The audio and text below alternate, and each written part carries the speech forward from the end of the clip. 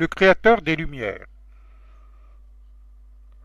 En référence, nous présentons le texte original en arabe et sa narration vocale. La citation est accompagnée d'une traduction française illustrée par des images GIF animées.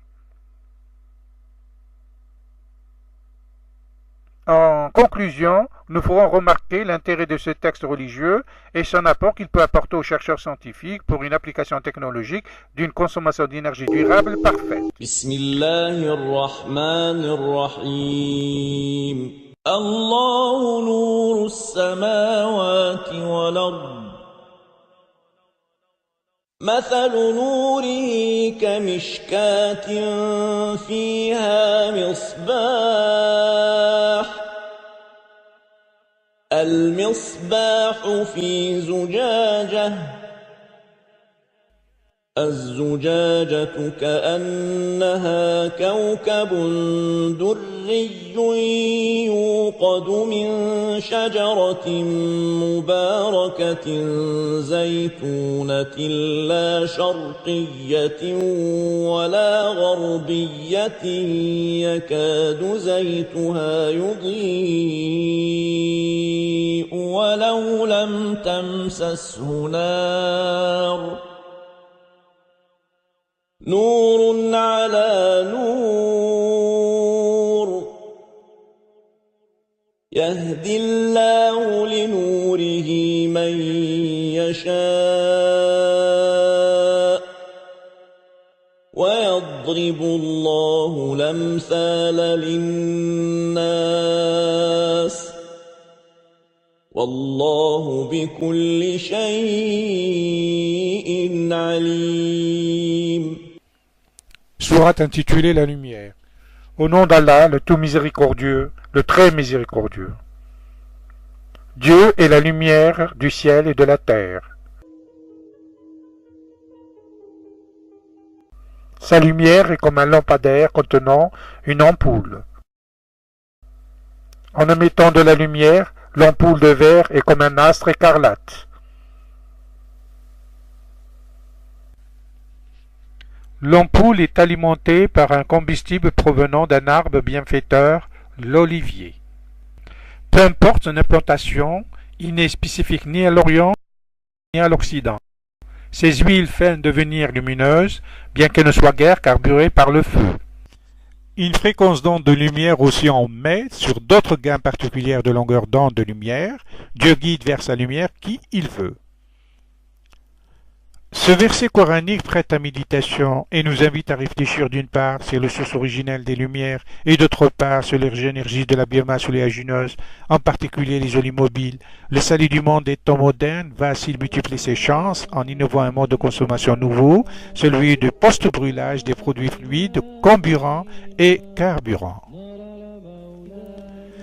Les techniques d'extraction et de consommation des énergies renouvelables passeront par la maîtrise des modes suivants, à savoir le calorifique, l'hydrolyse, l'électrolyse, traitement chimique et catalytique.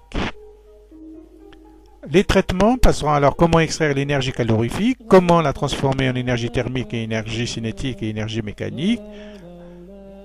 La carburation par le mode de brûlage est strictement interdite. Le mode d'extraction de cette énergie doit réussir à faire passer la transformation énergétique des oléines en énergie thermique et mécanique, et sans que ce mode de consommation énergétique ne dégage des émanations de fumée, source de pollution d'air. Le Coran attire l'attention sur le basculement des fréquences des pH oléiques. Il faut les ramener des ondes lumineuses aux fréquences thermiques. Autrement dit, il faut animer les énergies jusqu'aux ondes optimales et de là, les faire basculer en énergie thermique ou mécanique, etc. C'est un peu une combinaison entre technique, entre système voltaïque et l'olimobile.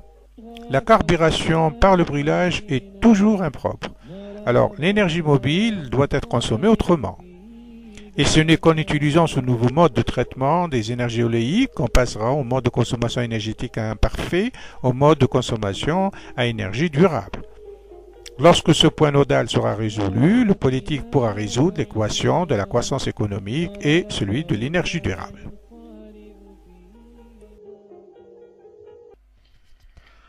Pour passer à l'énergie renouvelable, il faut relever les défis en termes d'innovation.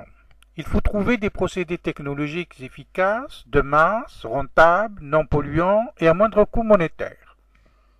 Et selon la version coranique, il faut, si l'on en abuse, s'investir dans l'utilisation des cellules solaires organiques, et particulièrement dans les cellules solaires oléagineuses. Ces cellules organiques offrent une alternative en termes de rendement et un meilleur usage de captage d'énergie solaire. Elles ont la capacité de transcender la photovoltaïque, la thermique et l'énergie cinétique. Certaines expériences innovantes ont montré qu'avec l'huile de synthèse, les ampoules LED ont généré des flux lumineux très intenses. La société EDEX a expérimenté l'utilisation des huiles de synthèse dans les ampoules électriques. En voici une vidéo diffusée par YouTube qui montre l'efficacité de l'expérience.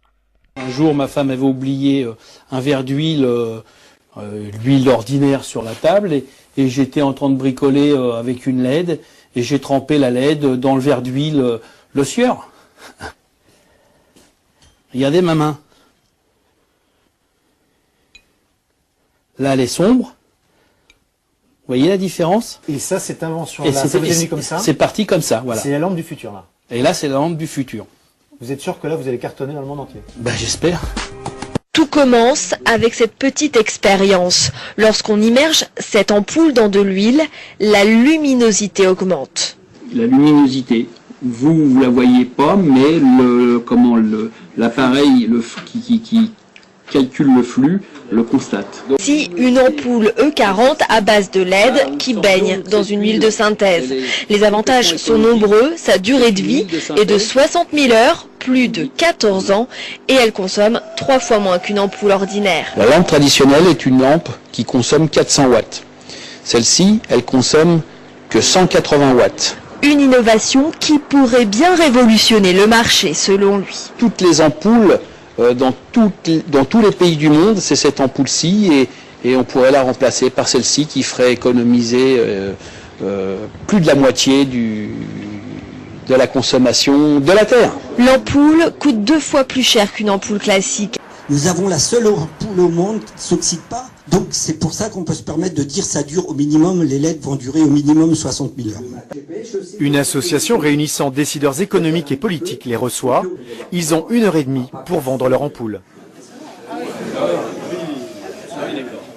Leur public semble conquis.